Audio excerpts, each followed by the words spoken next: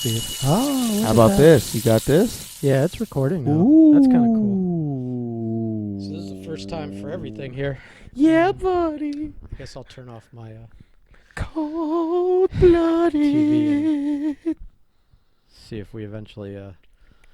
This. It's funny because I don't think we have any clue of what we're doing here. So, in terms of, Are we start? I mean, we're just doing this. This is like the first time, so it doesn't matter. It's gonna be awful, and it'll be the one least listened to ever. I don't know what you're talking about. Yeah, but 10 years from now, it's still going to be awful. well, that's what I'm saying. Historically bad. Like Time, technology, and experience isn't going to make our opinions suck any less. No, but this is historically bad. Like they were labeling the Dolphins this year, so maybe we'll surprise people too. So we'll beat New England in week 17. Yeah, well, they won 5 games. But my point is that that we don't even know how to start one of these. We probably have no idea how to end one of these. Well, all the podcasters we emulate, they start hot, man, for the most part. Yeah. So this is so put your phone down, for sure. Like maybe even throw it across the room, or at least turn it so that when you get a little vibration or a beep, you don't look at it. Without the vibration, I don't get really on there, Ben. Okay. But yeah, the first thing I wanted to discuss in detail, which is why I haven't asked. Oh, wait a minute. So we starting then. I mean, we're just going. All right. Who cares? 10-4. Is there 10-4. There's no music. There's no catchphrases. There's nothing. So we'll just do this. So this is why I haven't asked you a lot of follow-up questions on it, because I want to talk about it. Sort of save it to be fresh for yours. I need to hear a little bit about this person that called you, that was all crazy and threatening to kill dogs and and whatever else at your work. Should I preface this to say that I don't want to do that though, because I don't want this to get me fired. But you have to say where you work. Oh, okay. No, I mean it's not a fantastic story. It's just you get crazy. I work at a call center, and I work the second shift, so I end at 12:30. So I don't get the crazy. Wait, what is a call center like? It's just a bunch of people answering phones for 10, customer service? 10, 15,000 square feet. Or are you taking orders for stuff? I don't understand what a call center. I do everything. You call in, and whatever your issue is, I solve it. I'm a problem solver, Ben. Oh, I didn't know if you had divisions that were we're the customer service, and these people take orders, and these people do. Well, yeah, we do. But I started out just the customer service, just the incoming calls part of it. I'm thankfully today's day end of that, and I move on to another team. But I mean, up until about I start at 4:00, and I'd say around 9:30, 10 is when it transfers from normal everyday calls to some of the weirder shit. That's when I so guess it's like full moon special. Yeah, it's because I think 10 o'clock's that magic hour where the crazies wake up and start their day. And also we're 24/7 and nationwide, so I get calls from people in California and all that. So around 10 o'clock, it's even a little late for people in California, Oregon, and Washington to want to call and be crazy. It's still too early for them. But their night is over, and most people aren't calling in to do regular stuff. So the most stuff you get from 10 o'clock on is you get some weird calls. I had a call yesterday where what did the lady ask me? Lady, this customer called in. She was obviously in her 90s, could barely form words. I was we started the call. I do my greeting, and she goes, "Do you know what it's like to be a 16-year-old girl?" And I answered, "No, ma'am, I don't." She goes, "I do," and then hung up the phone on me. That was the conversation. Shit like that happens all the time. So was this a 16-year-old girl calling, pretending to be a 90-year-old woman? Or a 90-year-old woman just wanting to remind me that, and me specifically, I suppose, that she at one time in her life was a 16-year-old girl. Don't Maybe care. Talking to you is so wonderful, it makes a lady feel like she's a 16-year-old. Listen, we have customers call in and tell us how to run our business. We have customers call in telling us why we should immediately get rid of certain products, and nobody should be allowed to buy these products as if they were, because we're publicly traded. So if you have even like one like stock number with us, suddenly you're a CEO, and you can get in because So anyway. you have a say, or you Oh think you yeah. have a say. Oh yeah. So we get lots of crazies that call in, I'm just picturing like a small percentage of them just jerking off while talking to you. we No there's matter no matter what gender they get to answer it, they're not. It's not stopping them. there's legitimately a special queue just for those people. Is there? Yeah, I'm not. That's 100%. Do they There's go to the sexy voice or the scary voice? no. We have a special queue, just for the crazies as they get marked, and like Oh, for the crazies. I have the ability that if you're one of those people, I mark you. So when you call in, you only go to the special queue, and there's a team of people, um, bless them, that they thrive in that environment and they love dealing with our crazier customers. Oh, I thought that like maybe like 1 out of every 10 you have to pick up crazy. No, it's very rare. It happens, but you understand.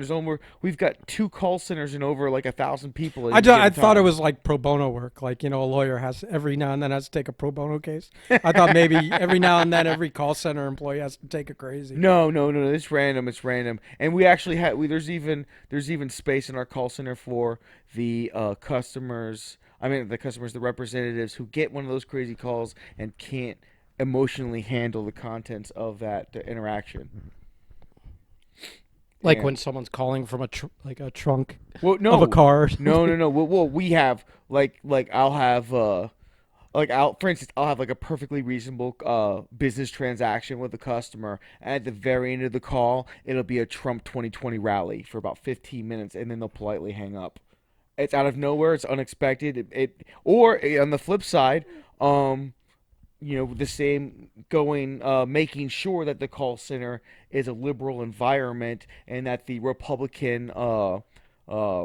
the Republican virus hasn't affected us, and then they'll hang up, and you just sit there and you're like, what do these people do with their day except stew? Because a lot of our customers are older on fixed incomes.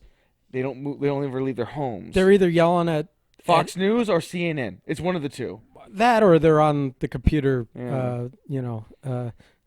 getting into fights on Yeah. comment threads. And I know that we've promised not to take political stances here, and I'm totally down with that because nobody wants to deal with the bullshit that comes with that. Well, but and nobody's opinion counts for shit. Yeah. So what I think or what you Yeah. think doesn't But I matter just think anyway. it's funny that you can have a perfectly reasonable conversation with somebody and they go fanatical, and it doesn't really matter which fanatical way they go. They just go fanatical.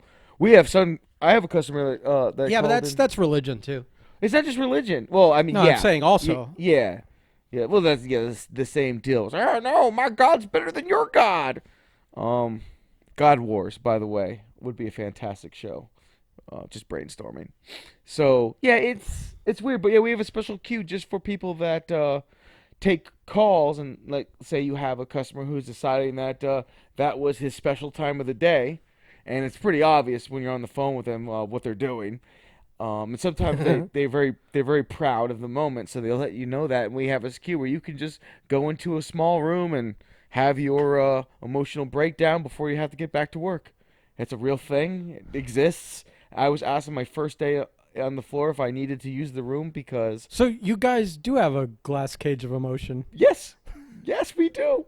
That's it's so like it's so fascinating. Like I haven't worked in a for a big company probably in 20, 30 years, like, and by big company I mean probably like as an usher at a movie theater, but at least it was like a chain owned by, you know, but this, like, I've never, like, I could never even imagine working somewhere where like today where it's like sensitive bullshit and everyone needs a break every 10 minutes and there's special rooms. Like I remember like the airport, there's a special room that goes smoking, not to like deal with your delicate feelings. Every now and then you gotta cry, Ben. I, I guess I'm overdue. Every now and then you I- gotta cry, man. I'm looking forward to when that check gets cashed. And it's funny because I've never done call center work. I do mostly, mostly trade work my entire life. So It was very interesting. It's still very interesting. Thank God I Right, spent. because like working construction, like you have and like I do, it's like there's none of that shit. No, because you deal with everybody face to face, and nobody will hopefully is ever going to be jerking off while you're trying to have a Well, no, perfectly but reasonable. like, but also like if you take something personal or you're triggered or whatever 2020 word you want to use, that you don't you got to deal with that on your off time. You don't just go. There's no glass box in a on a construction site for you to go and to have your moment. It's You called know a porta potty, sir. that is. If you dare enter. Where you're tearing up and you grunt in a masculine voice, I'm gonna take a shit, and you go and cry in the porta potty for 30 minutes. And like, you have got, and of course those walls are like thin plastic, so everyone hears you crying. And I've seen good men fall before. but to be honest, it's probably because of you. I may say things from time to time. I heard you've upset some people on some job sites. Things have happened. Yeah, Mistakes were made. but go back to like originally this whole thing we got a little. I mean, I get it. It's good to expound on things, and that's how you fill an hour.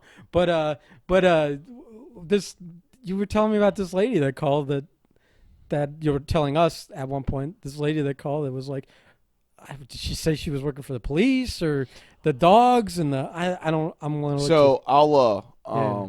and just so our listeners are 100% on board with us and know what's happening. Really high right now, so I'm gonna do this the best of my ability. I was to gonna make recall. us drinks too, but I forgot before we started. We got to get a few episodes in before we're absolutely hammered while we're trying to do this. I discovered this new concoction of this candy apple bang. I don't know if you've had that flavor yet. That sounds like a whore drink, Ben. Well, all the bangs are good, but this one, they're energy drinks. But this one, literally, I swear to God, I'll give you one after after we're done with this.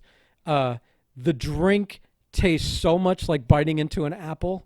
You literally taste the peel and everything. And so you mix that with vodka, and it's pretty damn good drink. And But- the only bang I tried was the one that tasted like Pop Rocks without the pop. It was terrible. Pop Rocks? It was like fucking. Birthday cake? It was like Rainbow Blast or some shit. Oh, Rainbow Unicorn. Yeah, that one. That one's all right. It's okay. The birthday cake one's really good. It I'll- tastes like an actual slice of birthday cake. I'll stick with my monsters. And man. well, you shouldn't. The monsters are bad for you, and they've now gotten that reputation of being a drink for a certain type of bro, the Kevins or whatever of the world. the Kyles, sir. The Kyles. The drywall punching Kyles. The Kyles and Karens of the world, Which sir. is funny because while we were visiting a job site that we're going to work on, and the guy that's in charge of it, he has a big, like white pickup truck that's kind of lifted, and he's got these nice wheels with these custom rims, but in the center on the buttons, on the middle, like whatever, they're monster logos. And I'm like, it takes a special type of person. That man needs a hug. Yeah. So go back to the call. All right, I'm so sorry. back to the call. We're done hunting dick and everybody about this. So Well, it's not that. I feel like this has been dragged out. And it's not that. So- In no way is going to deliver. But No, like we said, first attempt at this, it's not going to be any good anyways. absolutely not. There's We're just practicing how to talk with and not leave dead air. yeah, and we're gonna do our best not to talk over each other. So it's really simple. I just got a call. She answered. Sounded like she was in a rush, and just started asking me questions. That she has a dog in her possession now because her neighbor was in the hospital and wasn't going to make it. And then she asked me how I felt about it. Wait, about her having a dog or about I'm really a person dying or what? I'm not really quite sure what the original question was, but 15 years of professional wrestling and being on microphones has really taught me in front of live crowds how to just Roll with the punches? roll with the punches with conversations. So I believe my response was like, "Well, that sounds terrible, ma'am. I'm so sorry to hear that. How can I help you?" Because again, I am a call center employee. I am not a superhero. Nor am I any kind of official with a badge, And at this point of time, I didn't know she supposedly was. So we spoke for about 5 minutes about the rights and wrongs. I believe it came down to whether or not families should be supportive and not want to pull the plug if you're dying. But here, my question is, she knows what she called. It's not like she called a helpline or like a suicide prevention or a support group. She knows she called customer service for a company that sells Animal products, pet products, and so how do you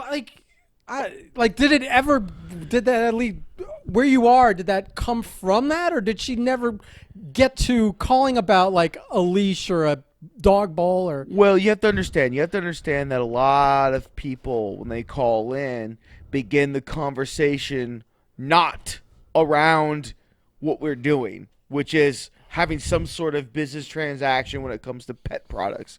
They're instead calling in, I guess, because you're like, how you doing? And then that's like an in to just actually be honest when no one really cares how you're doing. Also, we have a customer base that knows that we'll just sit on the phone with them. So we become like therapy to some of these people. And I've heard a lot of people's life stories. So it didn't really crap me as odd to begin with, because I was like, people die. People have weird reactions to people dying. And most people that call in at later parts of my shift, they're mostly crazy. So I rolled with the punches, wasn't thinking anything about it. So I was just kind of like, my job is to keep trying to bring the conversation back to business. Try to bring it back to business. And as long as I'm continually trying to keep it back to business, I'll never get in trouble, because I'm, again, trying to do a transaction of some sort. Right, but they also need you to move on to the next call eventually. They would definitely like you not to have a 3-hour conversation with someone in a loony bin. That is correct. So she called in. We started talking about that. Then she started asking me questions about how I felt if my brother or sister was dying, how I would... No, what was it? Was it that? No, that was before. That was the initial conversation. Oh, then she asked me how I would feel if my loved one was in a hospital and I wasn't allowed to see them. And I was honest. I was like, well, that wouldn't work out for me, ma'am, because if someone I love is dying, I'm going to see them and no one's going to stop me. Well, see, that's where you've already screwed up, because you've been talking to this lady enough where you realize there's a reason she's not being allowed to see them. And now by you saying that nothing would keep you from them, you're now giving them the wrong idea. Listen, also, there are times in my job where a nice long phone call goes a long way in helping restore my my patience. Because if you have the phone never stops ringing, and you don't get breaks until you have your standard breaks. So in a 2-hour session, that phone, every time I hang up, I get maybe 10 seconds before that phone rings again. So it's advantageous for me to continue some conversations a little long. It gives me a reprieve from hearing the sound of the phone ringing, which is in my nightmares constantly. And hold on, before we continue the story here, I have this concoction Ben has made. What is this called? Ironically, I got cords long enough that I could walk all the way across to the other room while we had a conversation. This is candy whore apple? I don't remember. It's a candy apple or something. Right, candy whore apple. Let's see. I don't know if you'll even taste the vodka in it. You like girly drinks. You're always drinking like ciders and fucking blue drinks at the ale house. It's a fucking man's drink, sir. Get it right. It's a. I also follow that up mostly with a lot of whiskey. So, wow, it does taste like a fucking apple. Like you could taste the apple peel, right? Like as if you were chewing an apple. Fucking Ben Timble's the bartender over here. Yeah. Those are gonna be handed out at the Royal Rumble party next week. Oh my god, I'm fucking impressed. Yeah. Are we gonna do a Rumble podcast? I don't think so, because there'll be too many people. We could do it like a pre or post, maybe. I don't know, because if someone steps up to the pizza challenge, to the pizza challenge, that's before anyways, and we'll be broadcasting that live on Facebook. If nobody steps up, I'm gonna tear a lot of people an asshole for being shit talking cowards. But that's awesome. But we'll we'll deal with that when the time comes. So I'm sure someone will step up, but back to the story. So but we should do some live, like almost like not for the Rumble, because I have people over, but other pay-per-views we could like sit and talk shit while we watch it and kind of comment on it, the product if we want, or just like Rogan does with those fight companions. yeah, Like they barely talk about the fight as it's going on. They're kind of like they just kind of like yell and scream when there's a finish. yeah, but I don't think that works so much on a. That's more of a visual medium. We'd have to get our video set up before we did something like that. I would think. No, no, that's less because if you listen to it while you're watching the thing, it's like a commentary track. It's like a Oh, like a mystery science. yeah. kind of thing. Don't you ever listen to the beginning of those? They're like, all right, we're starting the thing. Cue your thing up if you're not watching live. In 3, 2, 1, go. The thing's starting, and you don't pay attention. You're too high when you watch those things.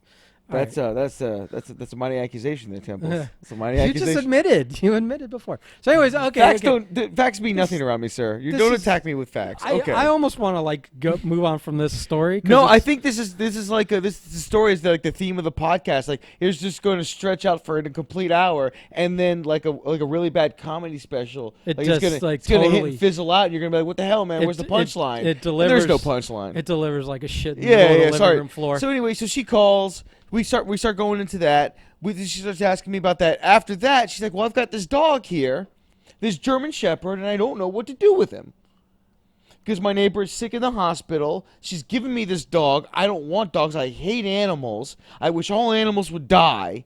And Well, why'd she take it in the first place? so I asked, well, I'm like, Oh, I'm asking you like you know the lady. yeah, no, but I asked her. I was like, well, ma'am, and this is before. Okay, you know what? So she asked me that, and I go, well, I would highly suggest you take that to an animal rescue as soon as possible. Or just pick up the phone and call someone that actually likes animals and see if Yeah, they'll take it. or like if you give me a moment, I'll see if that there's because part of my job is I can Google a solution to a problem. So I was like, give me a moment, I'll find somebody, you tell me where you're at, and we'll have them pick it up. Because Your computers allow you to do anything on the internet? oh yeah, I know a lot of places at work they won't let you like yeah. have access to things like Facebook. And All our business applications are through a localized intranet, which is very secure, but we're able to use the internet to help customers because we have to go on the websites. We have to show them how to do certain things, how to manage certain items on their site and that kind of stuff. So we have that ability, and sometimes we're not able to help a customer. Their pet needs something, so we help them find it locally. So do you Google for someone how to give a German Shepherd the Heimlich or something like that? I haven't had to yet. I will tell you that when you take calls where the pets have died and they're calling to like cancel their shipments and stuff because of it, whew, man, oh They don't encourage you to upsell in terms of like, No. well, ma'am, could I recommend a site for a new dog for that product? oh my goodness. Instead, let's put a pin in canceling the order, ma'am. Yeah. How open are you to adopting a new dog? Because right Because here if in you your have a local new restaurant- dog, I don't have to cancel this. I could even throw you an extra 5% savings on this month's. I'm not gonna say that they're probably people that that operate like that on the call center floor because they probably are. I am not one of them. But anyway, so I asked her. She goes, "Well, I'm a West Palm Beach police officer, so Uh-oh. I know where the rescues Uh-oh. are." So I go, like at that point, the whole conversation comes to a screeching halt for me. So I'm like, this is no longer a possible crazy person. Like, this is either a prank call or someone deeply disturbed here. Because why would a police officer speak in the manner? I mean, she wasn't speaking in the. I'm not trying to like. Have you like met some up? I mean, we know some police officers, but you understand what they go through every day. Well, I understand that. I wouldn't be shocked at all that someone's that fucked up and much of a mental case. And I'm not. And let me parentheses that by saying that the people we just acknowledged that we know as cops, I wouldn't accuse them of being fucked up and crazy. But I mean, they go through a lot of shit, so it wouldn't surprise me if someone was. Yeah, you just finally snap one day. You got PTSD. We know whole families that are police officers. We do. They know where we live too. So yeah, that's true. I did invite him to the thing. Thing did have my address on it. So once she identified herself as a police officer, I was just like, okay, if you know where to take the animal, why are you calling in? She's like, I just really wanted to speak to someone about this, and I just really wanted to know if you knew some place. And I'm like, well, okay, we've already circled this conversation back around, but you guys are like an 800 call center, right? No. Oh yeah, we are an 800 call center. Yeah, and you're taking calls from all over the country. Yeah. Why does she assume that you would know better than her of a place local to her?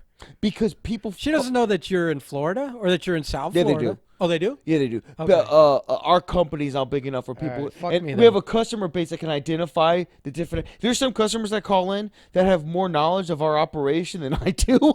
Right. So, because you get these crazies that they're very specific and they take advantage of our generosity and how we operate. And they, you give someone the Iggy and they run wild with it. So once that approach is like, well, you really need to take that. She's like, can I drive down to the call center and just give you the dog? How does this? How does the connection made that someone that sells like you don't sell dogs? No, but you sell like pet products. Yeah. Why would they think that you would be accepting animals? Ben, I'm not a crazy person, so I wouldn't know. This is like, someone must be kind of nuts because I don't understand the lie at all. But I mean, yeah, I guess so many people are just fucking retarded. No, retarded is not the right word, but oh no. Why is your wife calling you? I don't know. Why is my wife calling? I'm in the middle of a podcast and my wife's calling. You call her back. Yeah, I'll call. Listen, you have it on record that I have the bad influence in you, right. And the reason you're getting divorced is because she's of me. Gonna stick an extra couple pins in the bin doll tonight. I didn't know there was a bin doll. There's probably not a bin doll. So anyway, it just basically goes into that where we have like a 10-minute interaction now. So the call going almost 20 minutes. Now it's 10 minutes of revolving of me keep going. Hey. In West Palm, I've looked at all these rescues. These are the specific. I know where the rescues are. She's like, but I don't want to take you through rescue. I don't want to do all that. I don't want to go through that. And I go, you're a police officer. You know exactly what to do. And you told her that? Yes. Okay. Okay. So that's awesome because now you've like thrown logic. Right. Well, here's the deal. I was told very early on. And for the people that are going to listen to this particular podcast, they're going to understand this is the most asinine, crazy fucking thing. But when I first got brought in, a week into it, I was pulled aside and told I had to stop being so nice to people. I was too nice on the phone. Which, if anyone knows you... Like I'm when I was looking at you while you said it, and you said it with a straight face, which stunned me to begin with. But anyone that knows you or knows, let's put it this way, anyone that knows the character of Sean Prime or the Marco Salvino that's on the social media would know that statement doesn't jive with you like nearly at all. Although I'm not gonna get sentimental here, but as your friend, I can say that a lot of that's facade and bluster. But to keep people at arm's distance, let's just pretend you're as scary and mean as you come off most of the time. It's just funny because but that I'm still laughing at them. My favorite you're part, too nice. And my favorite part of that is later on when I told my wife that she kind of looked at me and she was like, because let's be honest, she didn't think I was going to be able to do this job, and I don't blame her at all. Well, because she knows you. Yeah, she knows me. She married me. I know you. So when I had that conversation, I went straight over to her. I was like, this is what was said. This is what happened. I told you I was good at this, and I walked away. I had my moment of victory. And but anyway, so... But I mean, in honesty, wrestling world, the real world of working real jobs with real people, that like anything you deal with at the call center's got to be like cake. It's cake. Yeah, It's cake okay, work. okay. It's But the people that work at your job, all Yeah. the 20 early 20-year-olds, they've never they No. fold at this stuff. They Yeah. think most of the people at the call center think I'm this kindly older gentleman who has 2 jobs and just really likes enjoying customer service work. No, but And- I mean I'm saying that they've never dealt with real. oh, in their lives. Yeah. Oh yeah. No. And so that they think that this is the most terrible job in the world. I was pulled, and that how could anyone deal with that? yeah, I was pulled in day one, and they were like, "How are you doing today? Are you okay?" Again, like it stuns me. And I told them, I'm like emotion rooms Yeah. and to take time to deal with your problem, and I'm like, well, and I'll explain that in a minute with my situation last week of just rub dirt on it and keep going, but we'll get to that in a minute. But go ahead. So yeah, it was just funny. So I was told that I couldn't go crazy with it because I literally told my supervisor, like, listen, We're the old guys of kids these days. you now, huh? can't tell me do your thing. I'm gonna tell you because I know me. We'll go from a 1 to 10 system. Right now, I'm interacting with all my customers at about a 2. I'll go up to a 3 during an escalation because I don't want to seem like a pushover.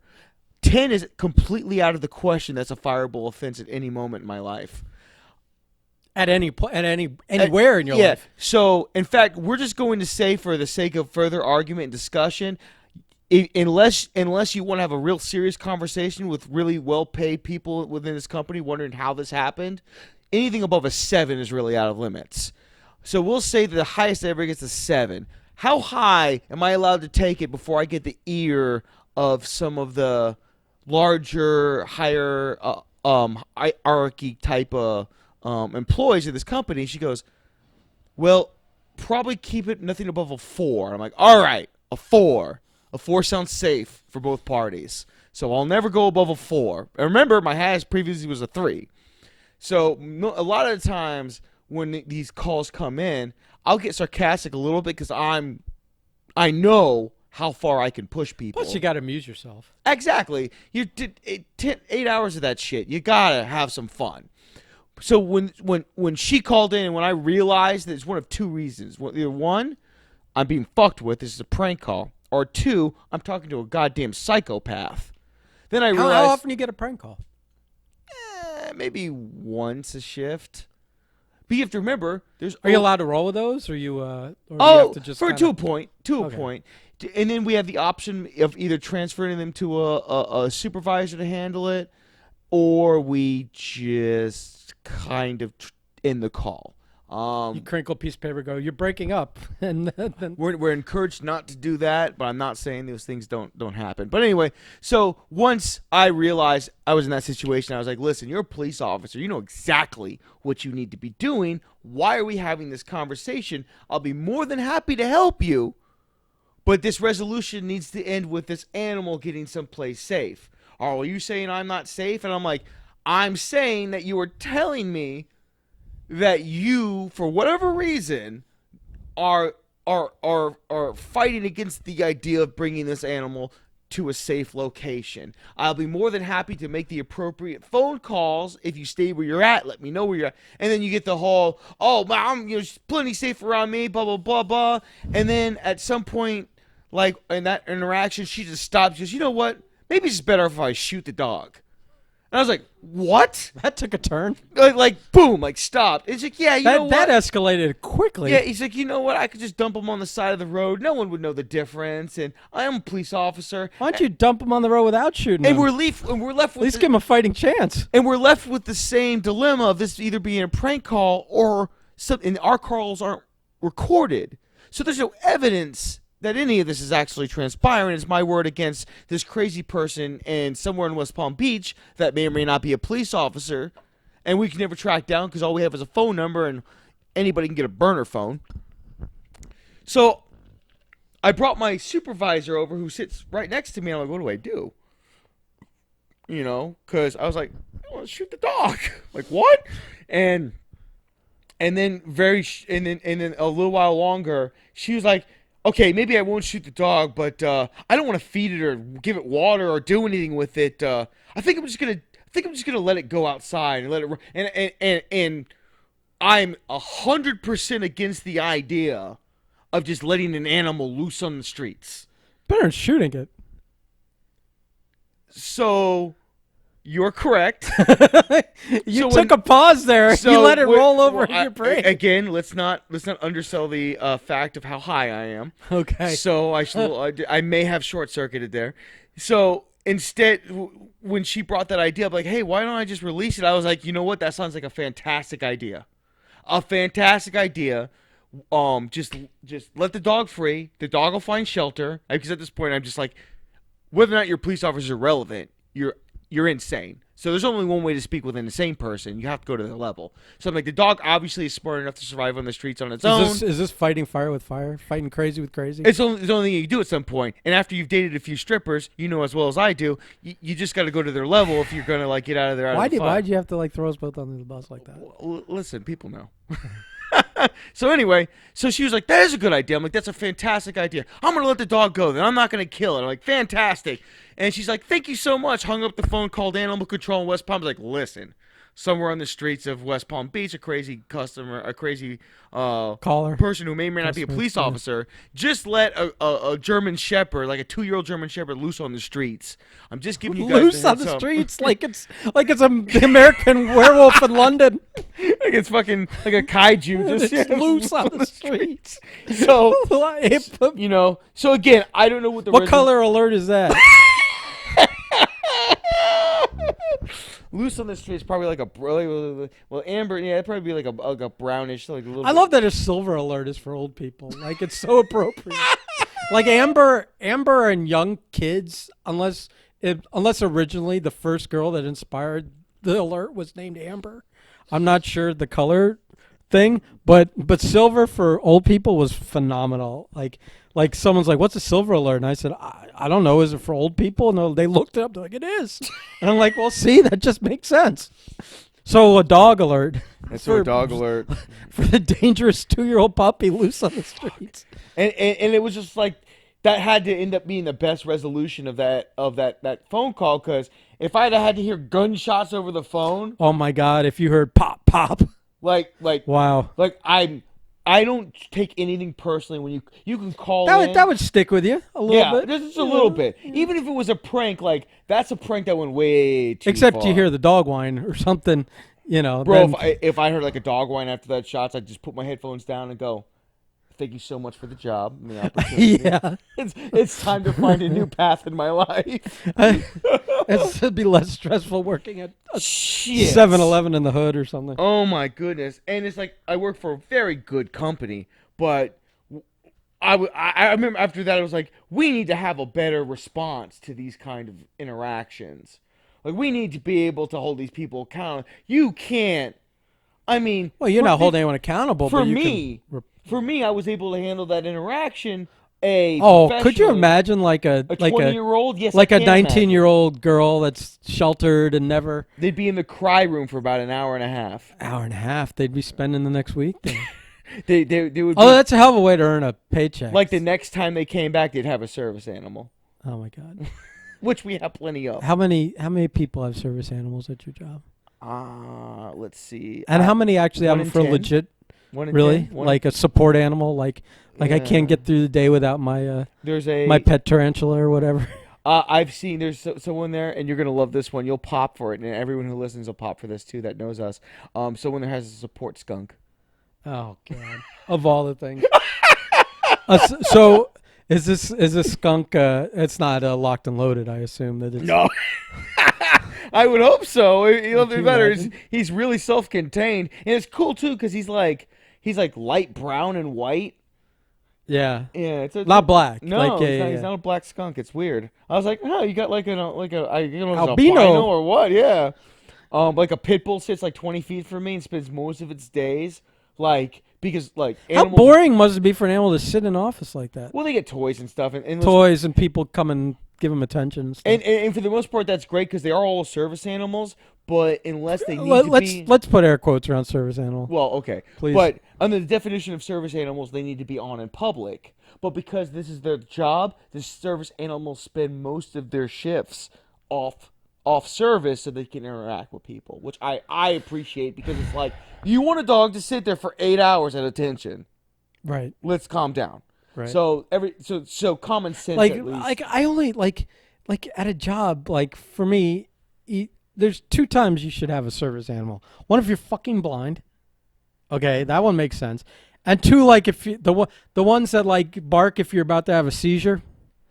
Yeah. Everything else, like just to to help you get through your day and all Yeah. that. I mean, unless you got PTSD from let's see, now I'm already making Yeah, caveats. you are. Gee. But I'm like if you served Yeah. and you were in combat or something and you need one.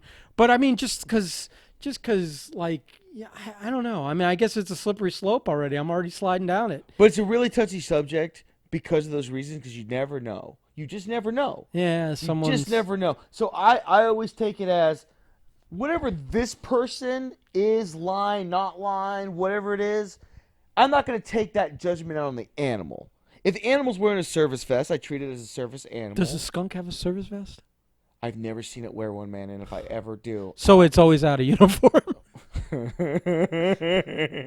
oh my goodness! I've seen a lot of stuff. Like you said, there's a pit bull that says like 20 feet from me. I mean, like the dogs I know always. Yeah, he spends most of his days staring at me, only because it's like I keep wanting to go pet him, but like with the way that our No, brains- he just he's an alpha recognizes an alpha, and I doubt there's more than one alpha in the call center when is you're there. It is kind of weird to walk around and be like,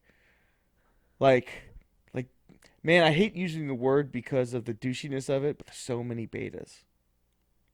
So many betas. You're working in a world of cucks. So many, man. And they're like all good usually you can people. every now and then I assume that like certain people that can handle themselves walk into a room and just every now and then walk around and assess everyone and go, oh, I can kick like 90% of these people's asses. But but that guy I probably tear me up or like that guy give me a hard time.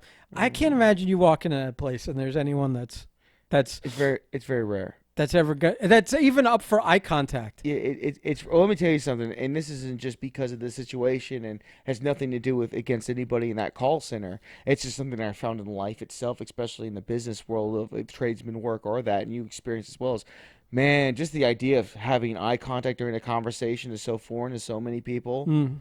Like my interview to get my new position in the job lasted 5 minutes. She stopped halfway in the interview. She's like, okay, you've got the job.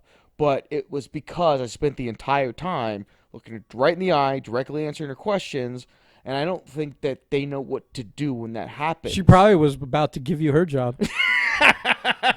I mean, it was a matter of like, so she just had to give you yours. because she'll ask like she asked like an opening question like, what do you qualify for? I'm like, anything. Qualified for everything. You just tell me what I have to do, and I'm qualified to do it. Yeah. And I guess like they're not used to dealing with real confidence. They're used to dealing with that fake showmanship that you have in like high school when you're like, yeah, I could do that job. Yeah, I got that. But you don't really know what the fuck you're just talking about. That most people have it, and even I've done it. I'm sure you have too, to try to get a job where you're not really quite sure, but you're like, I'll figure it out. Well, there's fake it till you make it, but Yeah. also, but a lot of that has to do with you at least being confident in knowing that once you Yeah. you figure out how to do it, you can do it. Yeah. I don't even think the problem is you could sniff on people that aren't confident that once they are shown it once that they can do it, that they can do it. You could smell that on someone. So when someone tries to fake it and can't even pull off faking it, you could smell it. So you walk in there, and I'm not like blowing smoke up your ass, but I'm sure she doesn't interview a lot of people that are like that can handle themselves and look someone in the eye and answer the question honestly. See, you're on the phone. No, my wife is making sure I called out of work today because she apparently thinks I'm an incompetent boob. I understand. I respect that level of thought considering who we're talking about, but I have successfully called out of work today, so everyone could know that I am not an incompetent boob. I'm glad that you've married into a handler. I needed it. I mean, I guess. I mean, I was on the verge of doing some unsavory things to some mostly unsavory women. I don't know what that had to do with it, but Well, I finally met someone to save me from myself. No, it's just weird because most of my and there's obviously some men there that I have very wonderful interactions with, respect for. They know their job, they're very good at it, and they are real men. But then there's some where you're like, all right, man, like I know we're having this conversation, but you can't be 22 years old and tell me you've got life figured out because I'm 36 and I'm just tapping on that door. So you need to calm down a little bit and understand. and you were raised in a totally different era where Yeah. there's no where you don't. I mean, like you don't even know which end of a screwdriver to use, let alone So let's you know. let's calm down on that got this shit figured out business. Right. I'm happy you have a job that you're successful at and you enjoy. That's important. But you're 22 years old. You're just knocking on the door of adulthood. Much as anything else. So again, we're gonna talk about one more thing about your work, All right, and then we'll 10-4. get out of it because That's I mean, funny stories are funny stories, Yeah. but how funny is it on the low? And I'm kind of taking a shot at you because we're friends. The teeny tiny level of fame you have as a professional wrestler. You've given me way too much credit already. I sir. know the teeny tiny level of being a independent professional wrestler for a number of years that you actually have a person or two at work that know who you are or a fan or were a fan at some point. How do you deal with that? It's funny because Because I know you want no fucking part. You'd be Yeah. happy to be anonymous for the rest of time than anyone to know that you were once this I'd rather people thought I did Sean gay Prime porn. guy I'd rather they thought or I the did other gay porn. yeah. Really, I really would. I mean, I'll be honest with you. It's come around. I've now been out of the business long enough to where it's like, whatever. You want to have the conversation because, let's be honest, I did some cool things, met some cool people, had some cool experiences, so I can impart that stuff. I don't need to talk about the minutiae of the fucking day to day of being an indie wrestler, Right. which And it's not like someone finds out you used to wrestle and they're like, so what's Hulk Hogan like? You know, Yeah. it's they actually know who you are yeah, and have maybe seen you work. Yeah. Whether it was at the conventions or at one of the those little those people that I've met at the job, they've been really cool. Cool conversations. Nothing. Thankfully, because I know when you were transferring down, you had said that your wife, who also works there, had said she knew someone that knew who you were, and you were dreading the whole like. Oh yeah, yeah. I try to keep that, and I only use anything in that part of my life as context for whatever we're talking about at that moment. Like, oh, how are you so good at dealing with these escalated calls? Because I have a very low escalation rate. Most calls don't escalate with me. I was like, because I spent 15 years being an absolute irredeemable asshole on a microphone. You can't out asshole me. You can't do it. You can try your best, I suppose, and you'll get as far as you think you're going to get. I'm going to win. It's just one of the good things that I was good at. So when those customers call in asking for, you're going to give me this discount or you're going to do this, I'm like, well, we don't do the you are thing around here. Here's what I can offer you. Here's what you're not going to get. You know, I'll throw that right back in your face 1,000 times. And because of the way that the call center rules are set up, I can do this shit for hours. You probably have stuff to do. I'll be on the clock for the next 8 hours. We can go around the circle for as long as you wish, because as long as we're on target and on pace with the reason for your call, which is some animal related pet product and purchase, I'm good. We can do it. So most people will just give up.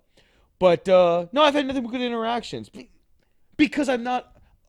Prior to what most people might believe, I have been and I've never been a walking asshole. It's a character. It's something that I just did on the side.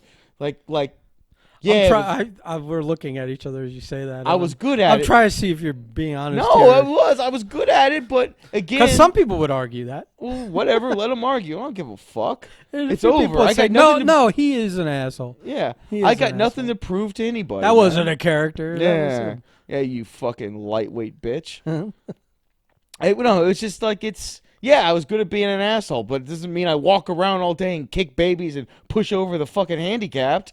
but I mean, the little parties well, thinks listen, that man, might be fun. just for the lulz. Yeah. Just for the lulz. But no, and that's the one thing like I've tried to explain to my wife. I'm like, you do realize that the pendulum of being good at an asshole and being good at playing a character revolves back around to being like a good person too. Like I can also be a good person really well. Or I can act like I'm a good person. Shh.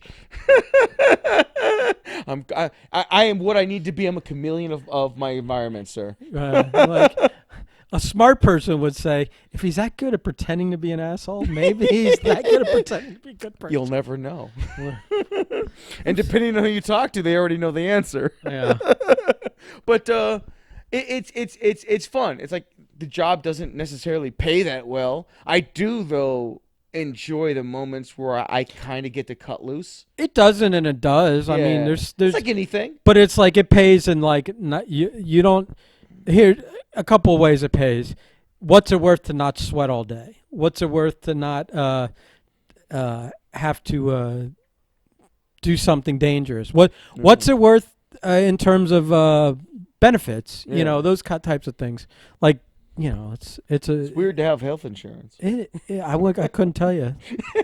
As you know, I We just got- spent a week hoping that these butterfly stitches would hold my thumb together. One would say you were that you were engulfed in some sort of prayer.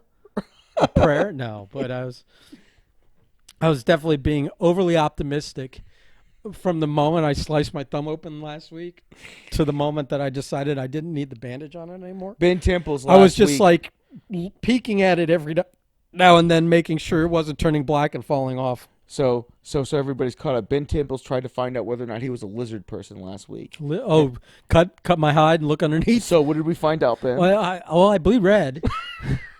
A lot of it. And why don't you tell our 5 people listening audience what they already know? Oh well, look. First of all, let's give us more credit than that. There are definitely more than 5 people that are going to listen to it. This far in? I don't know, because I think the people that would listen this far in are the ones I'm talking about. The people that don't like us and that are, you know, like the Howard Stern thing, that the people that didn't like him would listen 3 times longer than the people that did like him to hear what he'd say next or That's to going hate. to be awesome if we ever get those listeners. We're gonna get him from day one. You know the crew that's gonna hate listen to us. They're gonna first of all they're gonna want to see if we say anything about them. Oh. Second of all, they're gonna be like, I had thought about yeah, that. and by you the know way. the hate listen. I'm trust me. You and I both hate listen to things. I We thought both hate about watch dropping stuff. little hate bombs here and there. No. No, but like no names or anything. But anyways. Anyway. So I was cutting drywall at work, and I put a brand new nice sharp blade in the thing, and like cut number 2 into the wall. It jumped out and went right through my hand, and man, I knew immediately. And I said to you earlier, I said, you know that when you cut yourself bad, there's like between a 5 and 20-second window where your body hasn't really realized it's been cut yet, and it sits there, and you look at it, and that cut kind of looks at you, and it's deciding whether it wants to start bleeding or not. And you know that you've got to use that time wisely. And I use that time to walk over to the bathroom and wrap it up in toilet paper. But the guy with me, Blizzo, that's his nickname. He's for the purpose of the story, because there's a punchline at the end. He's a black guy with dreads, and he looks like kind of a tough guy, but he's not. He's a softie. And he's like, as soon as I cut it, he looked at me. He goes, "Did you cut yourself?" And I just winked at him and walked to the bathroom, because I knew I had this window, because I've done this kind of dumb shit to myself before. I am as soon as I get like halfway to the bathroom, it starts just raining blood out of my hand, and I wrap it up in a bunch of toilet paper, and I'm like, and I come back out, and he's like, "Oh man, did you cut yourself?" I'm like, "Yeah, it's pretty bad." I said, tell the guy, I tell the homeowner, ask the homeowner if they've got any like band-aids or anything. So I go outside. I'm like just squeezing it while I'm waiting for him to come out with some band-aids or something.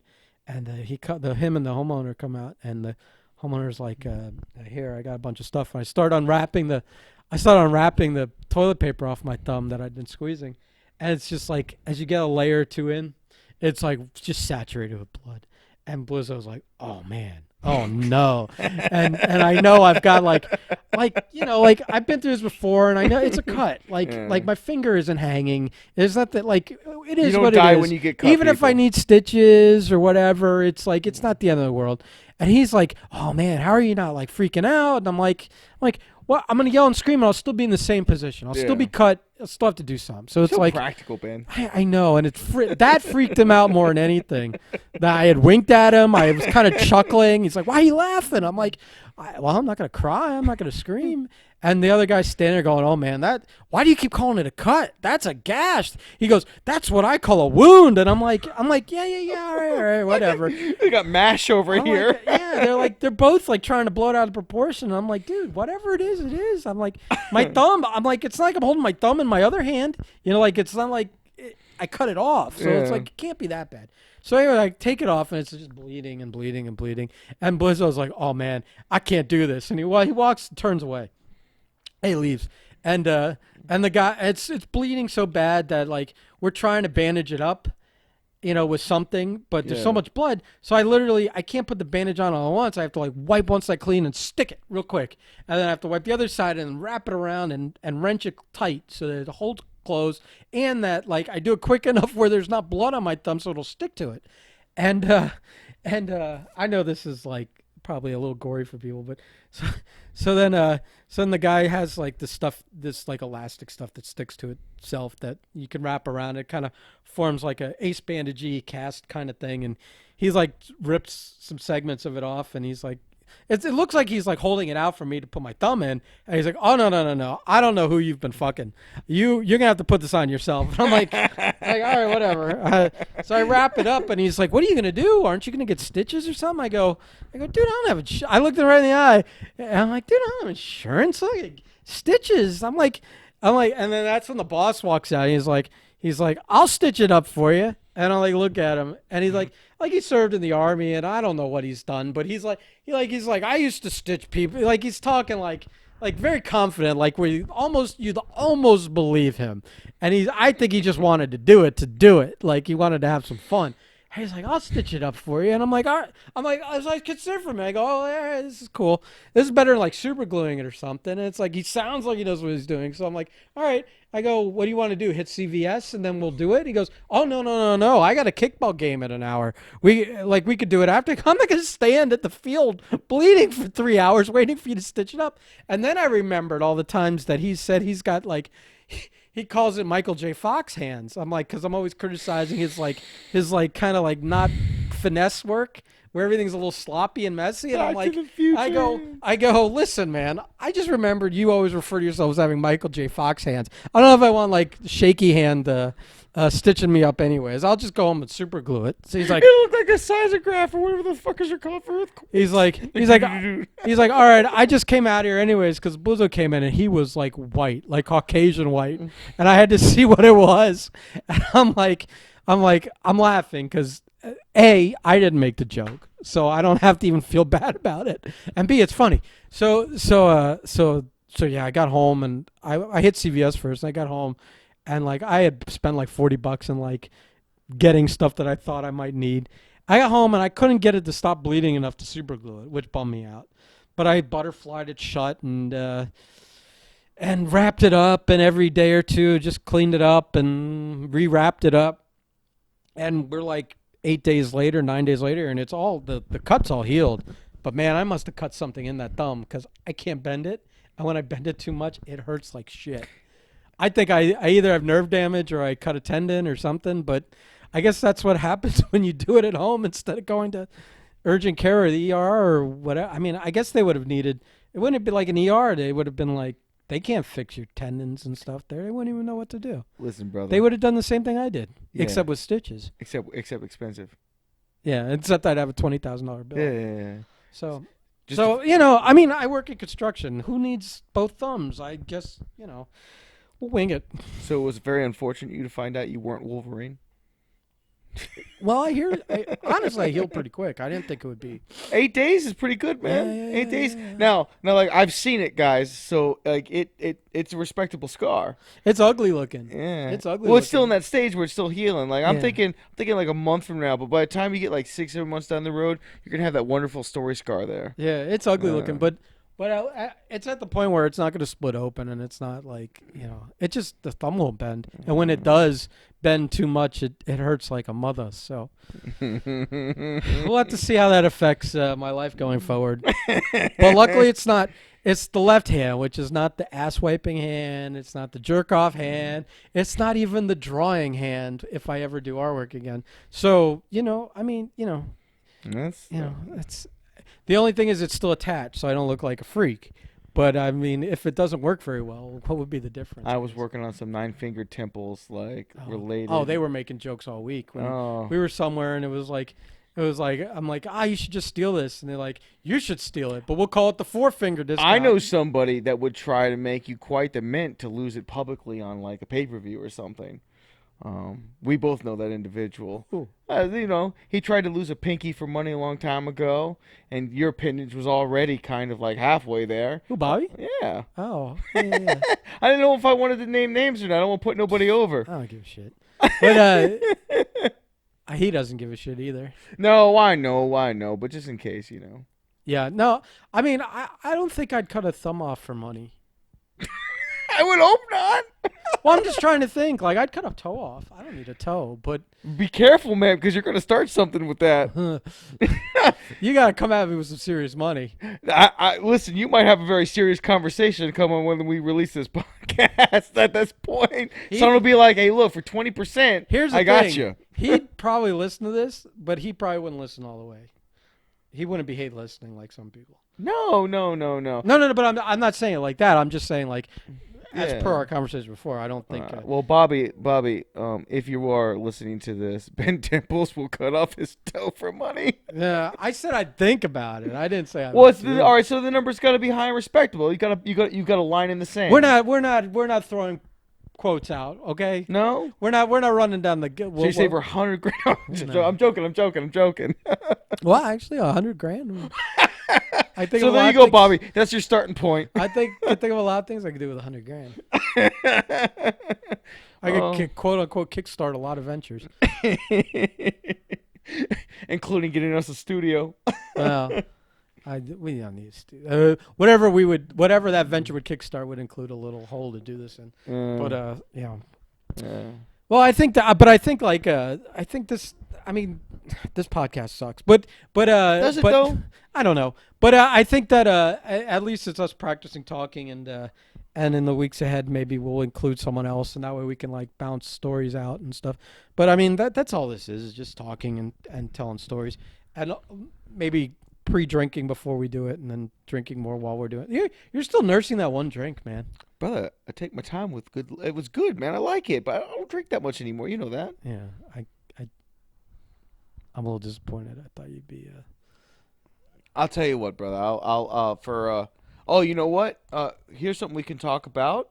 Just to get used to doing this, because I like to do this every now and then. Tonight's the Conor McGregor Donald Cerrone fight. See, it's funny because you're so excited for it, and I haven't watched MMA in. Let's put it this way: since ESPN got the contract to have the rights to the UFC, excuse me, I have literally not taken an interest in watching anything. I know that you have to download the ESPN Plus app. I know that even having that app for most of the big pay-per-views, you still got to buy the pay-per-view through the app. Mm-hmm. It's like I'm like, you're already like as soon as you put too many steps in front of me, I'm not interested. It's like I'm the kind of guy that doesn't like to leave the house because he has to put pants on. So if you create work for me, I'm just not going to be interested. And the ESPN app just seems like work. And so I haven't paid attention to anything UFC. And I listen to Joe Rogan's podcast. I don't listen to the MMA ones. I have no interest. I have like there's like two guys I like out there, and I just pay attention whether they won or lost, but I don't even know when they're fighting.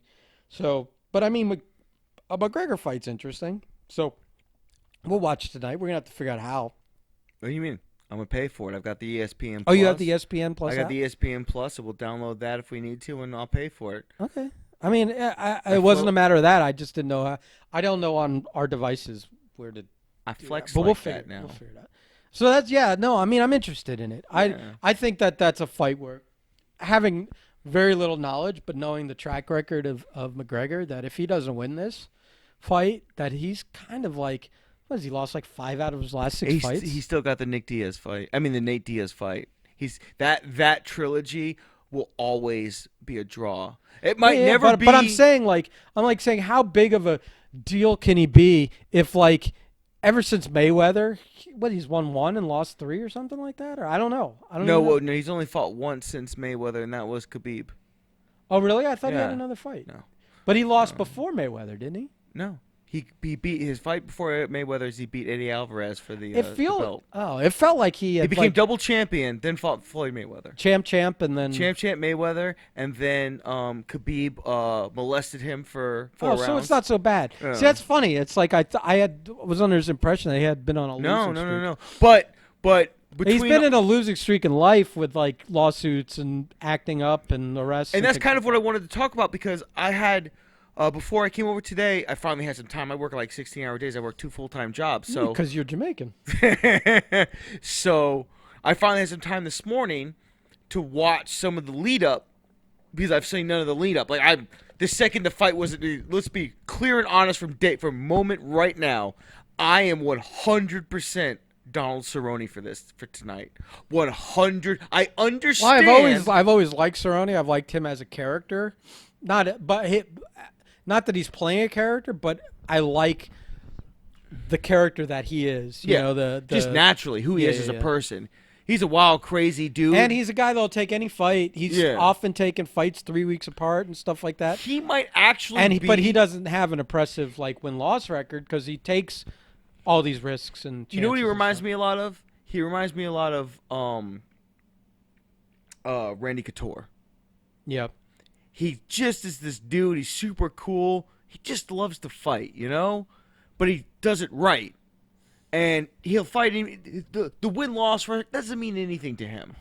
That, like, leading up to the fight here, I saw one of the things. I guess you would like to win over losing, and you'd like to be ranked higher. What was it, ESPN? It was one of the pre-fight interviews where he'd been asked about his paycheck. And he goes, well, you know, I got a little bit of a pay bump here. And he says that the numbers are public. I didn't see the numbers yet. I would imagine fighting McGregor means you get that next pay scale. Well, the numbers will be public. Yeah. They're not. I mean, like if you're, is UFC publicly traded? Yeah. So then, I mean, like, Yeah. once a quarter, is it? Or are they a privately owned company? Hold No, they're on. privately owned. They were bought by that. Oh, that that's agency. right. I'm saying, like, if you're a publicly traded company, all that stuff eventually becomes public because they got to report everything to their stockholders. But you know, on a quarterly basis, I guess. I'm guessing. Yeah. Because I'm like a little ignorant on that stuff. But like a privately owned company, not necessarily anyone has to know, but tax man, you know. Yeah. But what I was getting at was I was watching the lead up and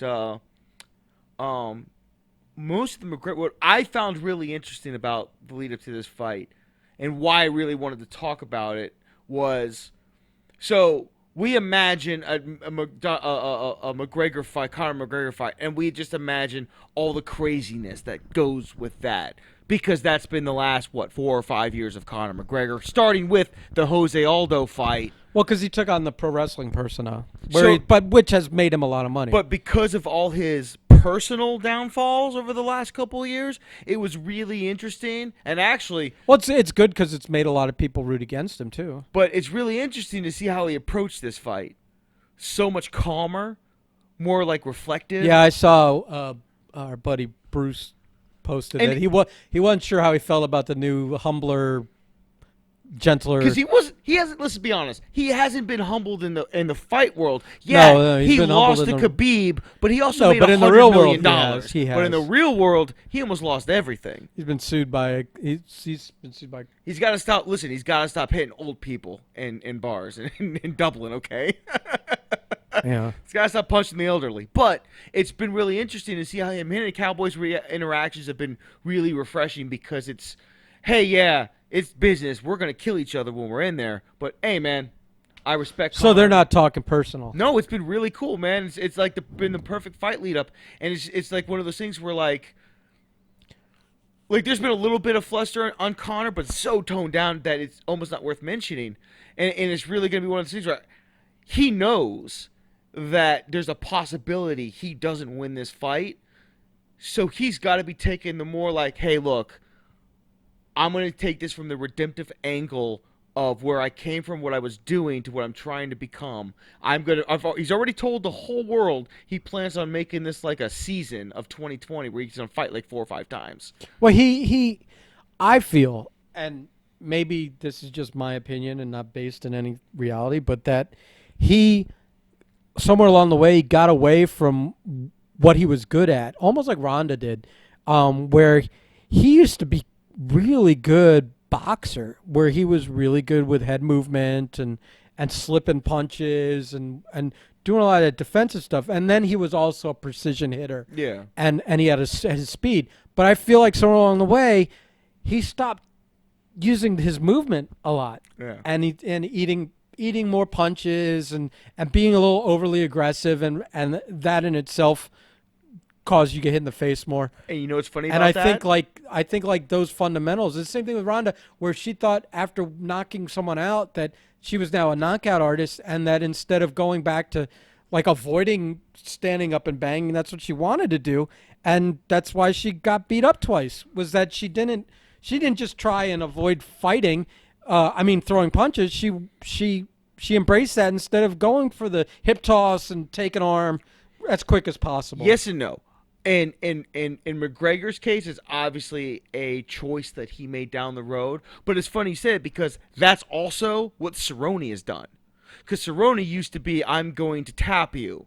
And then he became the knockout guy. Then he became the realizing that the exciting finishes were where his paycheck was being but seen an increase. So he started going crazy, and now after 2 losses, That'll shorten the shit out of your career, though.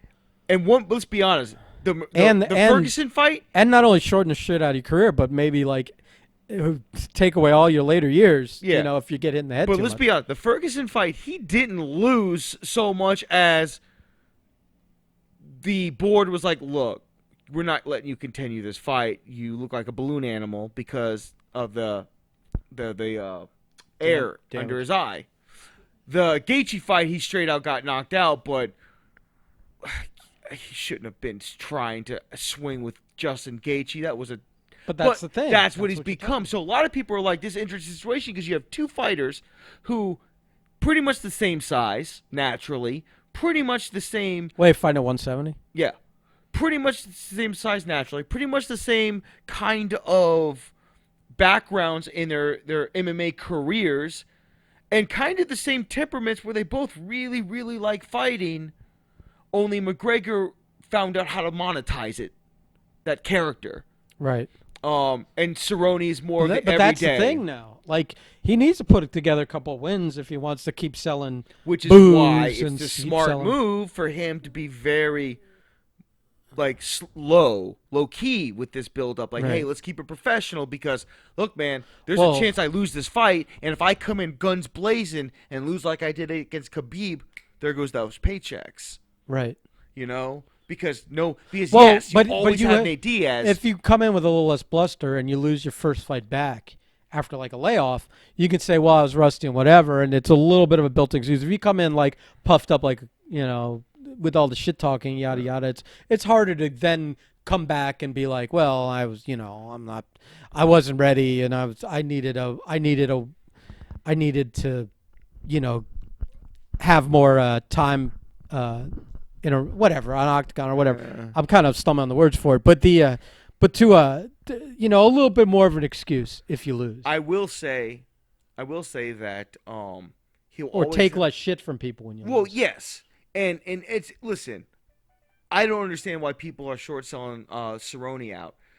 He lost a real close fight. Where him and Tony Ferguson were going. Because it's McGregor. No, no, no. But let's be honest. Like before the Tony Ferguson fight, everyone was on Cerrone's dick, and it was like, okay, he's the it guy. I get it. He Yeah, lost. but the way you explain it, Yeah. McGregor was a double champion Oh yeah. and then lost to this beast Khabib. He's still like perception wise, he's got to be levels above Cerrone in terms of like setting odds or anything. But from a marketing standpoint, I understand all of that. I understand all of that. But what I'm trying to say is, it's one thing to take, and Connor's accomplished a tremendous amount. It's a complete other thing to take a guy who 2 fights ago everybody was like, why isn't he getting a title shot? After the Tony Ferguson fight, people were like, holy shit, like Tony didn't put him away. They were going toe to toe, but he just made that mistake by trying to blow his nose out, and it had to be medically stopped because of that. But like he wasn't like out and out about. Yeah, he had to sustain the more damage between the two. But you don't have to give Donald Cerrone a whole lot of mistakes before he knocks you unconscious. And then the Gaethje fight. Yeah, but on the higher level, those windows aren't there. But it wasn't like he got. It wasn't like Tony Ferguson beat him. Tony Ferguson and him were on. I get it, but yeah. But like Bill Parcells says, you are what your record says you are. And he lost a recent fight, whatever it was. Yeah. When they set where you are and who should get a shot and whatever, he had a recent loss. And I always stand to argue as well that the Gaethje fight, yeah, he got knocked out, but man, it's Justin Gaethje, and he chose to give the fans what they wanted to see, and one of them was going unconscious. It was a matter of who. So, in those kind of fights, I'm like, your stock doesn't drop to me because most fighters, as we know, aren't willing to stand and bang for the sake of it because that kind of thought process. But when you look at rankings and stuff, you lost your fight. You know what I mean? But then you look at McGregor. McGregor's lost his last two, too. Yeah. Well, I'm going to count Mayweather. Enough money was made. Let's count that as a fight. You lost it. Yeah. It's not in the sport. It doesn't count on your record. He lost his last 2 fights. Because that's what fan perception is. And then Khabib basically fucking did what Khabib does. McGregor lasted a little longer than the rest of them, but it was a matter of time. And it happened. But I will say Conor looks better than he's ever looked. It may be just because he's at his natural weight. He didn't really have to cut anything. Is Khabib not willing to fight him again, right? Khabib, listen, rightfully so. Khabib has a real shot of getting GSP out of retirement. Yeah. No, but regardless of that, he said he's no interest in fighting. Conor's got to string a few press. If Conor goes out tonight and just rapes fucking Cerrone in under a round and does what he did to Aldo, then follows that up by knocking someone else out clean, and Conor looks like Conor again, that Khabib fight is 100% happening. Because Khabib. But is that? But that may be what Dana wants. But I think Khabib was like, I want nothing to do with this guy. People want that. Here's the thing. From everything that I've witnessed and the way that Khabib works and his camp works, Khabib's fought the man before. Khabib destroyed him like he did there was nothing more in fact, Khabib But I'm saying with the out. personal stuff and the way it went down, I thought he said after the fight, and maybe I'm like, I'm making shit up. But I think he was like, I thought he was like, I'm done. Yeah. I don't need to fight this guy again, and I won't. Probably not. Fuck that guy. But his camp is probably thinking along those lines until that number to fight becomes like $100 million.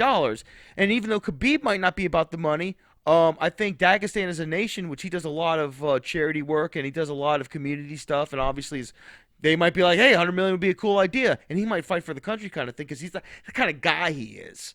And obviously his management staff likes big numbers.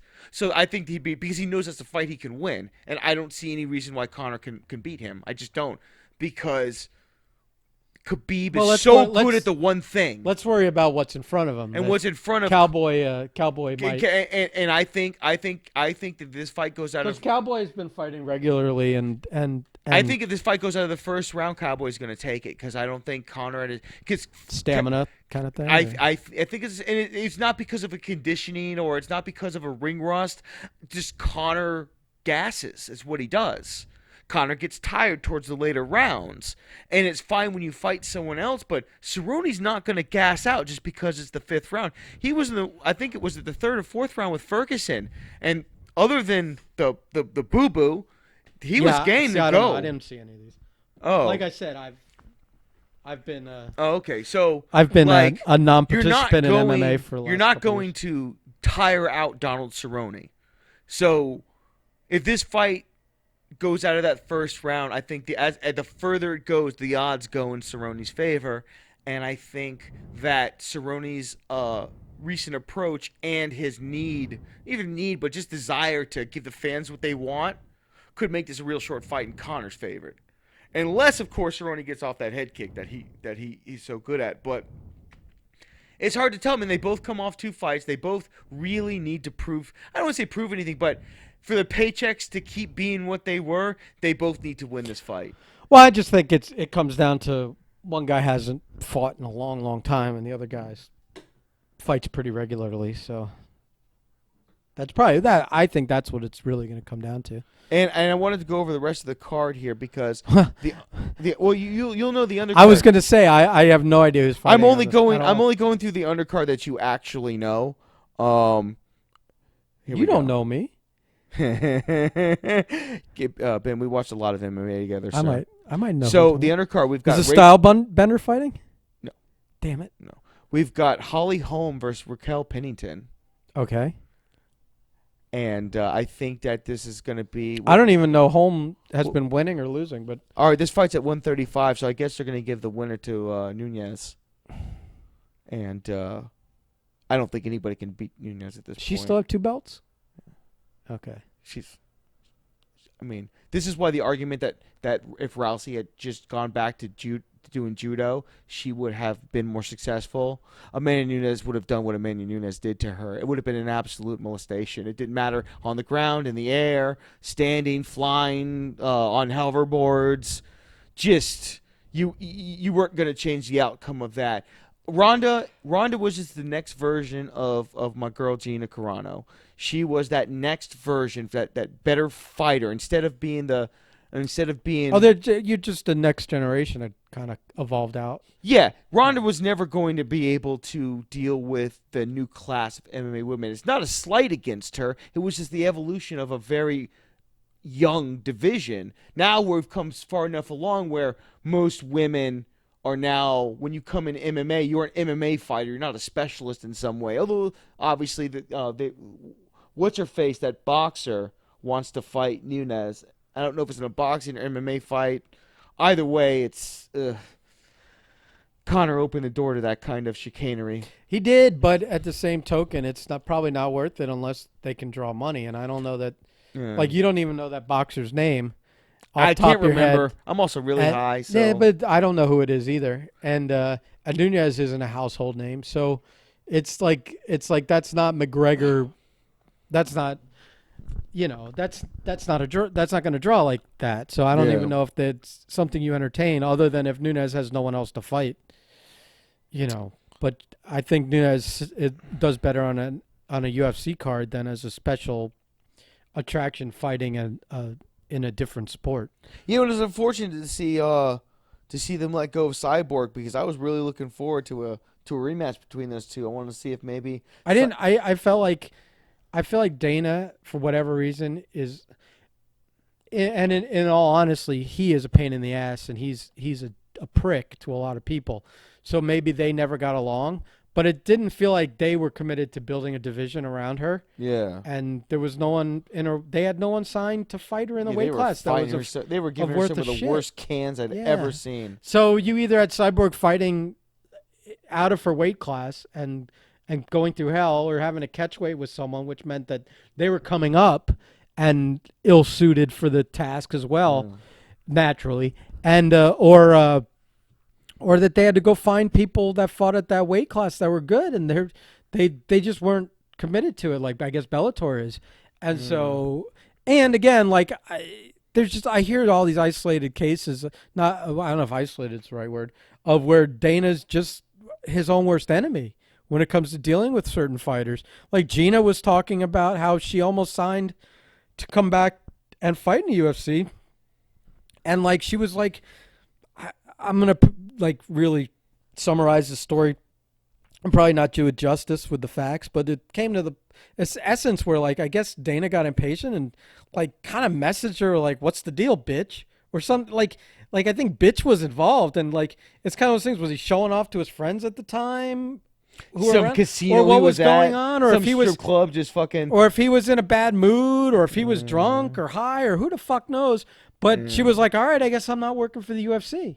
But she had man, been considering coming to have a return after like doing a movie or two. They were like courting yeah, her, and she was like, there were stipulations, and she was thinking about it, and he didn't give her the time to think about it or talk to the people she needed to talk to, or to hear from him about their side of it. And yet he messaged her, and then he like apologized to her somewhere along the line elsewhere, because that's what you do to and Gina there's no Carano. heat, You but apologize. there's no heat, but she like said I was gonna come fight in the UFC or was considering it, and then Dana stepped on his own dick How and acted big? like an asshole. And I could see that Cyborg could probably be a problem or her management's a problem, but I could also see that he's fucking difficult at times, especially if you're not easy to deal with. How big of a money fight would her and Ronda have been? Gina, That would have been a I money fight. Didn't maybe matter the outcome because yeah. I'm pretty sure. As much as I love my girl Gina, love you Gina, as much as I love her. Well, she was saying At that point, it would have been an all-encompassing thing to yeah, put together a team and to get in shape and to especially for her. train up for it because she had been out of it for a Yeah, while and to like get and that immerse was when yourself. Ronda was in It was going her to be a prime. long process.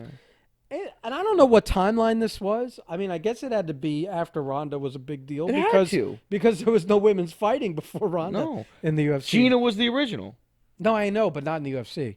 No, no, no, yeah, no. So that's Yeah. yeah, that's why I'm kind Her of and saying Ronda it. would have made because that was the only other money fight would have been Ronda and Cyborg, and I am so glad we never got that fight because that would have been a maul. That would have been an absolute It would have execution. been like Gina and Cyborg.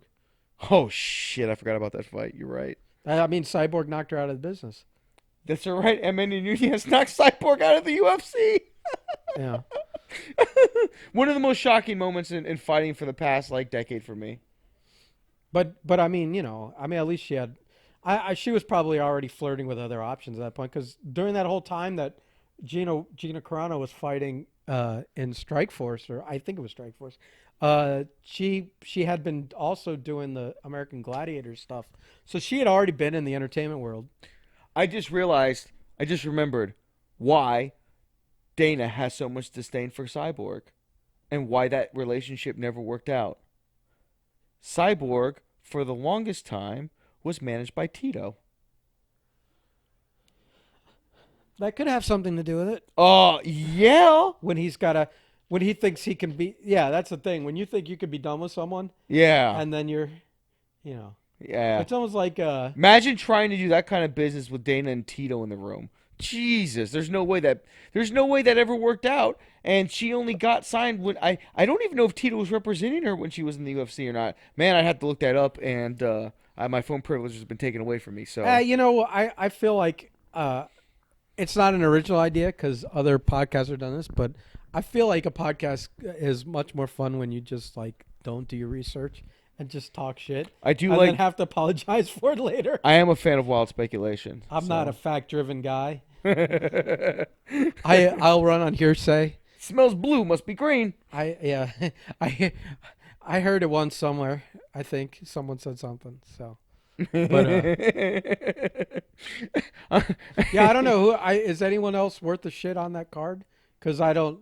I mean, I assume that with McGregor on it, that you don't have to put much else It's on just it really, to sell it. it's really just the main sub main. The rest, I mean, there's good fights. Showtime Pettis is on it, so there's some good fighters on the card. Yeah. But again, I mean, everyone on that card is going to benefit from a bump Oh yeah, you got the McGregor bump. As long as he's not throwing fucking signs or shovels or fucking what was it dollies at Dollies at your fucking at the bus. buses, I think it's all right. By the way, how could anyone other than Conor McGregor have gotten away with doing that?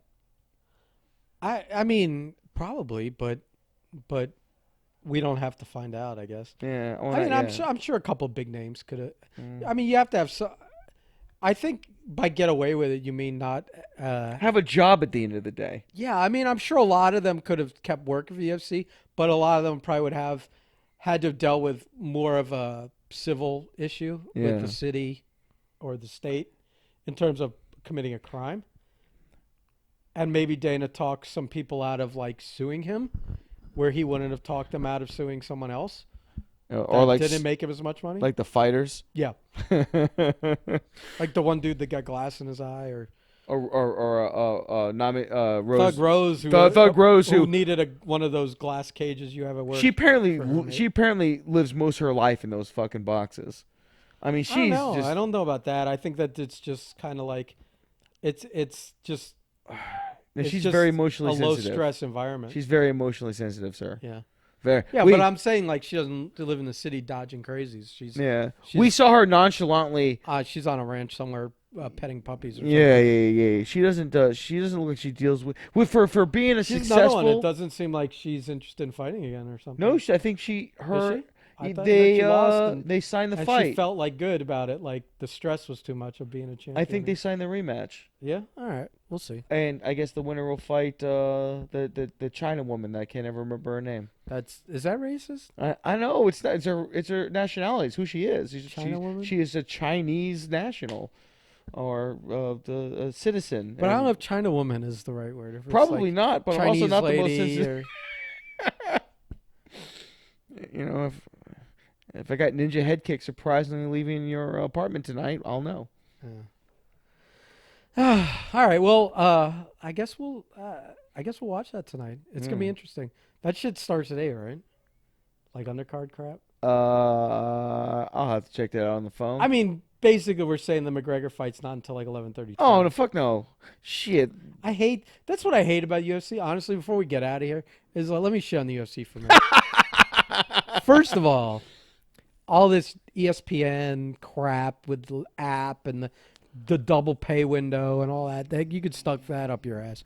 But second of all, like these start times, at 10 o'clock's when the main card starts, and then fucking, like any show that by the time it's over is the next day can go sucking ass too, because that's just I don't need to stay up that late to watch anything.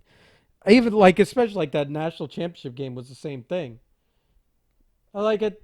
I'm like, it's like 10:30, and it was like we had a whole nother half of football to play.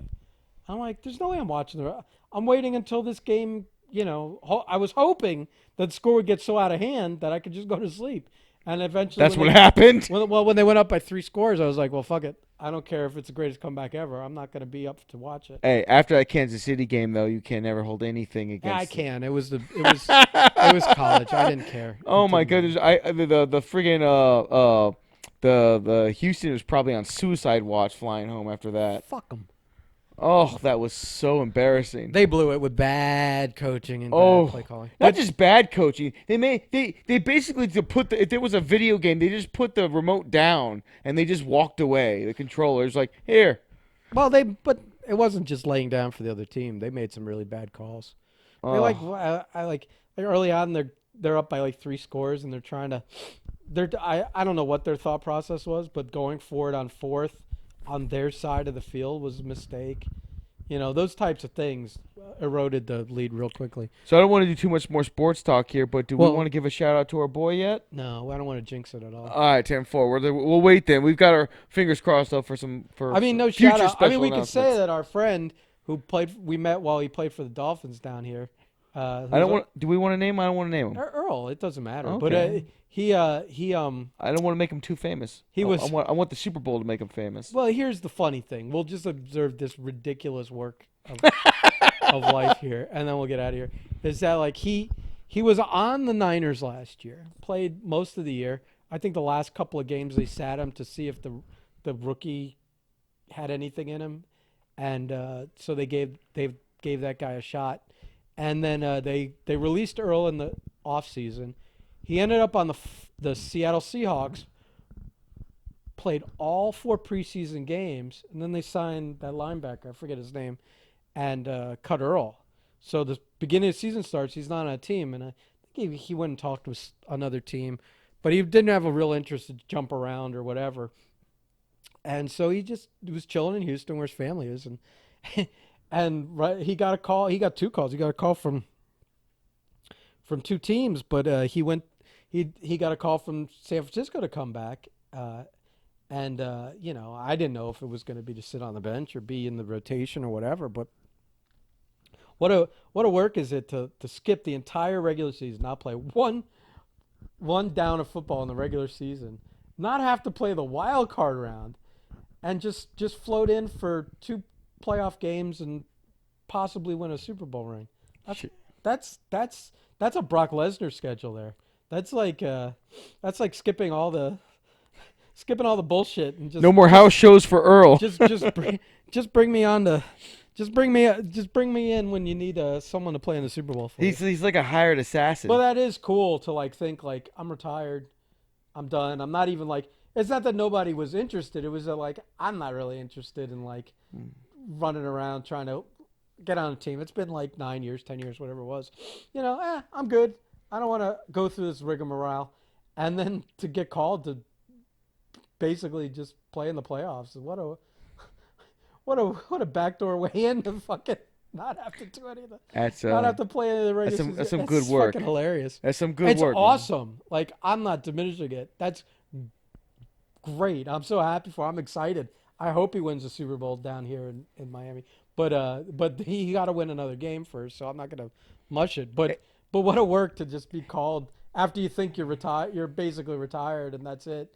To come and jump on a team for that last ride. And it stinks because like obviously my betting favorite is San Francisco at this point because I totally want our boy to get in there. But for the sake of what the meme and the internet community will do, I need Ryan Tannehill to win the Super Bowl. I think him just getting to the Super Bowl is going to be 2 weeks of like just. So we're Dolphins fans. Ryan Tannehill's first year outside of Miami, he's now 1 win away from the Super Bowl in Miami, and it's the greatest thing. It's the greatest accidental thing to happen. I'm happy for him, but once push comes to shove, I hope he loses the Super Bowl. If absolutely. If San Francisco's in, absolutely. But if they're not, I'll pull for him. If for some reason Green Bay ends up in there, which I'm just assuming not because they just don't feel like a Super Bowl. No, team. San Francisco's a way better team. Yeah, way better. Hit all cylinders in the playoffs. Yeah, but you never know what's going to happen. That's why you play the game. So we'll see. You're such an optimist. No, I'm just like I've seen too many times where you just take something for granted and then the other team actually shows up and and it doesn't go as planned, Or when you're up 21 points in the first quarter and you're like, oh, I guess the game's in hand. Yeah, pretty much. All right. How much more of this are we gonna do there, Timples? I'm done, man. I'm good. Okay. So this was the first attempt at making something worth listening to. Right, and it's like we don't have a name for the show.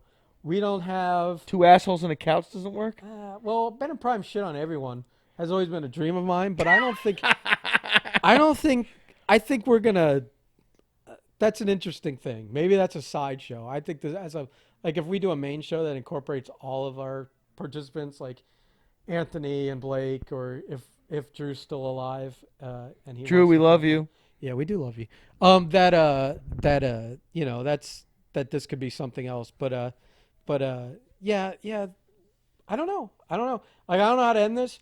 I don't have a name for the show. I don't have anything, but at least we started, and that's pretty much the toughest thing is to start It's taken about a year to do this. Yeah. Well, but we'll do it and we'll keep doing it, and either we get better and people listen, or we suck and nobody listens. But either way, we'll continue to do 1 or 2 a week and try and keep a schedule and be consistent so that you know we don't fail because we're lazy or half-ass it. It'll be because We fail we because just we have no suck at it? talent and nobody has an interest. I which think I'm okay with that. it's fair. I mean, so There's far more successful people with little talent than there are people like us who are so far not unsuccessful, but we have the ability. We just haven't done it so far. I don't know, either that or we're doing a Delusional? callback to Complete- to acting like you're good and having Uh, exuding confidence where you may lack where it. there's no skill. Right. So maybe it's just 10-4. repetition that's going to get us through Alright. and get us better. But in any case, yeah, there's no sign off. There's no nothing. I'll just fade this out or cut it off here, and Fade to black. we'll try it again some other time. All right, let me hit stop.